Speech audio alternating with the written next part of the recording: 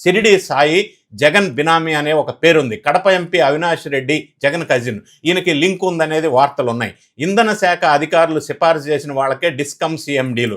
అయితే ఇంకొక పాయింట్ ఏంటంటే, లీగల్గా ఆలోచించినట్టయితే ఏపీ హైకోర్టులో ఏబి వెంకటేశ్వరరావు మాజీ ఐపీఎస్ చేసినటువంటి పిటిషన్ అడ్మిషన్ అయింది మార్చి 18, 2026న. సో ధరలు inflated, competitive suppress, tender tailor made అనే ఆరోపణలు ఉన్నాయి.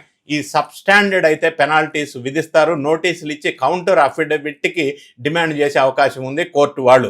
ఇదే సంస్థ మీద 2022-23లో ఈ అవినాష్ రెడ్డికి ఈ సంస్థకి లింకులు ఉన్నాయని కూడా ఆరోపణలు వచ్చినాయి అప్పట్లోనే.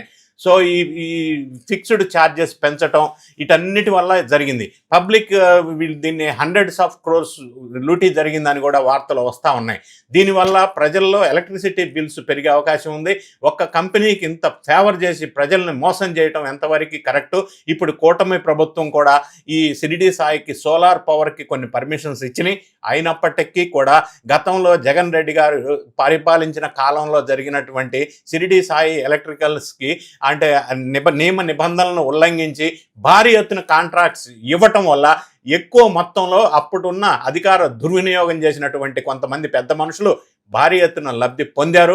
ఈ స్మార్ట్ మీటర్స్ విషయంలో, ట్రాన్స్ఫార్మర్ సప్లై విషయంలోనూ మరి ఐపీఎస్ రిటైర్డ్ ఏబి వెంకటేశ్వరరావు గారు వేసిన పిటిషన్ కనుక హైకోర్టులో విచారణకు వస్తే ఈ సంస్థలో జరిగిన అవకతవకలన్నీ జగన్ పీరియడ్లో వెలుగులోకి తీస్తే అసలు అది 40,000 కోట్ల, ఎన్ని వేల కోట్లు స్కామ్ జరిగింది, ఎందుకు అనుచితంగా ఈ కంపెనీకి లబ్ధి జరిగే విధంగా వ్యవహరించారు గతంలో పరిపాలించిన వాళ్ళు అన్న విషయాలన్నీ వెలుగులోకి వచ్చినట్టయితే ఎవరు ఇందులో సూత్రధారి అని, మళ్ళీ ఇది ఎవరి మెడకు చుట్టుకుంటుంది, ఇందులో ప్రధాన పాత్ర పోషించిన వ్యక్తులు ఎవరు అని ఈ స్కామ్ కూడా వెలుగులోకి వస్తే ఇంకా మనకి తెలియని ఎన్నో అంశాలు వెలుగులోకి వచ్చే అవకాశం ఉంది.